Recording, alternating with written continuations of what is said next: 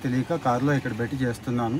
ఏమైనా ఇబ్బంది ఉంటే వేరే రకంగా అనుకోవద్దు, కామెంట్లో చెప్పండి. సరే, విషయానికి ఏంటంటే ఈరోజు కొబ్బరి నీళ్ళు, కొబ్బరి బొండాల రేటు మామూలుగా కాదు. ఆల్మోస్ట్ అలా ఆకాశంలోకి వెళ్ళిపోయింది కదండి. 20, 25, 30కి దొరికేది 50, 60 అయిపోయింది.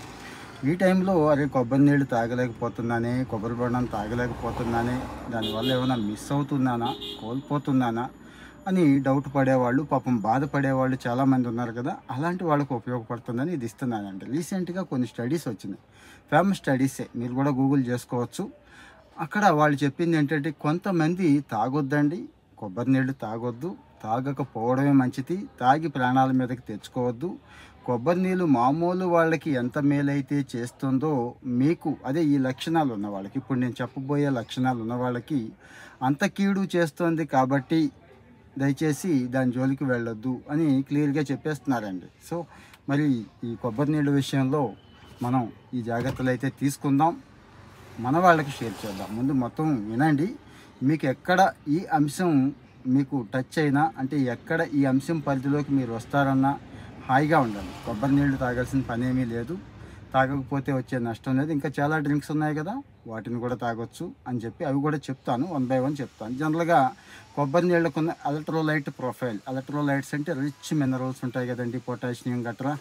అవి చాలా శక్తినిస్తాయి శరీరానికి. మంచి డీహైడ్రేషన్ డ్రింక్, వర్కౌట్ అయిపోయిన తర్వాత కానీ, డీహైడ్రేషన్ బాధపడినప్పుడు కానీ, ఇలాంటప్పుడు మనకి ఆ కొబ్బరి నీళ్ళు అనేది చాలా అద్భుతంగా ఉపయోగపడతాయి.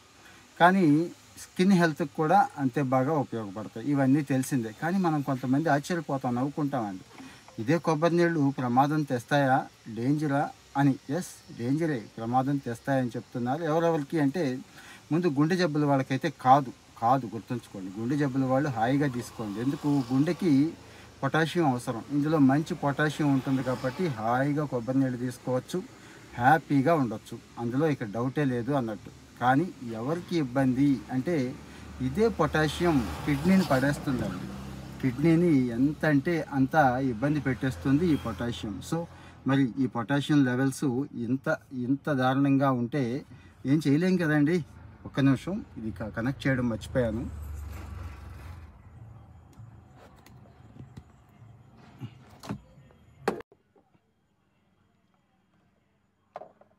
సేపు వీడియో చేసిందే చూసుకుంటున్నాను కానీ ఒక్కొక్కసారి మర్చిపోతున్నామండి. అదో ఇబ్బంది అయిపోతుంది, క్వాలిటీ పడిపోతుందని, ఆడియో క్వాలిటీ పడిపోతుందని. సో మరి ఈ ఈ ఈ ఎక్కడున్నాం మనం, పొటాషియం గుండెకి మంచిదే, కిడ్నీలు తట్టుకోలేవు, కిడ్నీ పొటాషియాన్ని ఫిల్టర్ చేయలేదు. ఆల్రెడీ కిడ్నీ మందులు వాడుతూనే ఉంటాం, కిడ్నీ మీద ఎక్కువ ప్రెషర్ ఉంటుంది కాబట్టి పొటాషియం వెళ్ళకపోవడం మంచిది అని చెప్తున్నారు. ఇంకా రెండవది, ఇదే పొటాషియం బీపీ వాళ్ళకు కూడా ప్రమాదం అండి. మీకు తెలిసిందో లేదో, బీపీ ఉన్నవాళ్ళు టాబ్లెట్స్ వాడకపోతే చచ్చిపోతాం, సైలెంట్ కిల్లర్ కదా. మరి ఆ టాబ్లెట్స్ వాడుతూ ఇది కూడా తీసుకుంటే బీపీ లో లెవెల్కి వెళ్ళిపోయి బీపీ డౌన్ అయిపోయినా చచ్చిపోతామండి. మీకు తెలుసు, బ్లడ్ సర్క్యులేషన్ ఆగిపోతుంది, ఆర్గాన్స్ పనిచేయవు, ఇక్కడ ఒక ప్రమాదం అండి.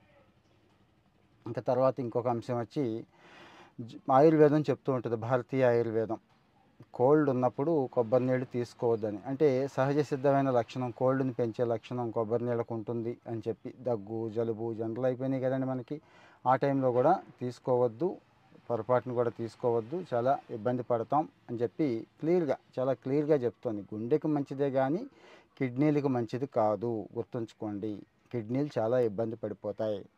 At the same time BP down అయిపోతుంది, మందులు వాడుతున్న వాళ్ళు దాని జోలికి వెళ్ళొద్దు, జలుబు వగేరా ఉన్నవాళ్ళు వెళ్ళొద్దు. ఇంకెవరు అంటే కొబ్బరి నీళ్ళు తాగినప్పుడు కొంతమందికి సిమ్టమ్స్ కనిపిస్తూ ఉంటాయండి, స్కిన్ ర్యాషెస్ ఇలాంటివి వస్తూ ఉంటాయి. ఈ మధ్య స్కిన్ మీద దురద రావడం కానీ, స్కిన్ ఎర్రగా రావడం కానీ, ఇట్లాంటివి కొంతమందికి అలర్జిక్ లక్షణాలు కనపడుతున్నాయి. ఆ అలర్జిక్ లక్షణాలు ఉంటాయి కాబట్టి తీసుకోవద్దు. ఇంకో ప్రమాదం ఏంటంటే ఈ మధ్యకాలంలో కొబ్బరి నీళ్ళు టేస్ట్ కోసం లైట్గా షుగర్ కలిపేస్తున్నారు, చూసుకోండి, ఇది ఇంకా ప్రమాదం. ఇక ప్యాకేజ్డ్ కొబ్బరి నీళ్ళు ఉన్నాయి చూడండి, వాటిలో ఖచ్చితంగా షుగర్ కలుపుతారు.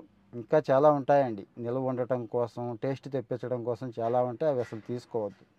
జనరల్గా ఫ్రూట్ జ్యూసులతో పోల్చుకుంటే కొబ్బరి నీళ్ళల్లో షుగర్ కంటెంట్ తక్కువే, కానీ అసలు ప్రమాదం ఎక్కడుందండి, ఎవరికి, డయాబెటీస్ ఉన్న వాళ్ళకి.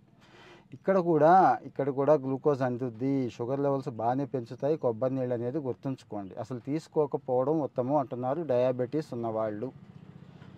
మళ్ళీ గుర్తు చేస్తున్నాను, అందులో కంటే ఆ స్థాయిలో ఉండదు. ఏది ఫ్రూట్ జ్యూసుల్లో కలిపేంత షుగరు, కూల్ డ్రింక్స్‌లో ఉన్నంత ఉండదు. కానీ ఇందులో కూడా ఉంటుంది. ప్యాకేజ్డ్ అయితే ఆల్మోస్ట్ ఆల్ దానికి సమానంగా ఉంటుంది కాబట్టి తీసుకోవద్దు. డయాబెటీస్ పెంచుకోవద్దు. ఒళ్ళు పాడు చేసుకోవద్దు. ముఖ్యంగా మెడికేషన్‌లో ఉన్నవాళ్ళు అసలు తీసుకోవద్దని చెప్తున్నారు. సో, మరి కొబ్బరి నీళ్ళు తాగలేదే అని బాధపడదామా? ఈ లక్షణాలు ఉన్నవాళ్ళైతే సంతోషపడొచ్చండి. ఎందుకు?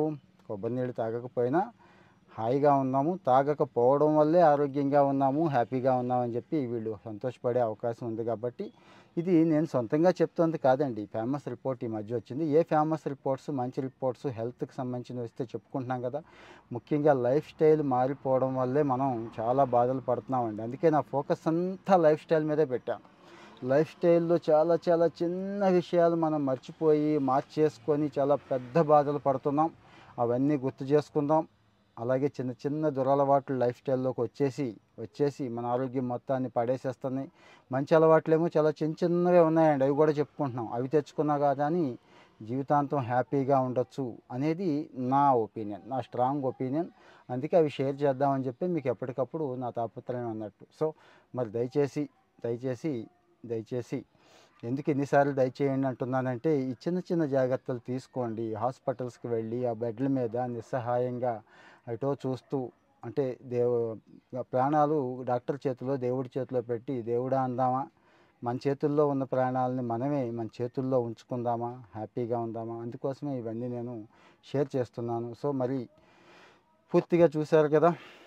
ఫ్రెండ్స్‌కి షేర్ చేయడం మర్చిపోవద్దు. ఇది ఖచ్చితంగా ఉపయోగపడతాయండి. ఈ ఫ్యాక్ట్స్ అనేవి ఖచ్చితంగా ఉపయోగపడతాయి. నా బాధ ఏంటంటే, ఈ సమాచారం ఎక్కడైనా దొరుకుతోంది. ఇప్పుడు ఏఐ వచ్చింది, ఇంకా బాగా చెప్తోంది. కానీ వివరంగా, డీటెయిల్డ్‌గా అర్థమయ్యేలాగా, సామాన్యులకు కూడా, మామూలు వాళ్ళకి కూడా అర్థమయ్యేలాగా చెప్పాలి అనేది నా తాపత్రయం. మరి ఈ విషయంలో నేను చెప్తున్నాననే అనుకుంటున్నాను. ఇంకా ఎక్కడైనా లోపం ఉంది, ఇంకా బాగా చెప్తే బావుంటుంది, లేతే ఈ పాయింట్స్ కూడా కవర్ చేయండి అనేవాళ్ళుంటే దయచేసి మెన్షన్ చేయండి, కామెంట్ చేయండి. అందరం మంచి కోసమే ఈ ప్రయాణం. మంచి దిశగా వెళదాం. ఆరోగ్యంగా, ఆనందంగా ఉందాం. ఫాలో అవుతూ ఉండండి. Thank you.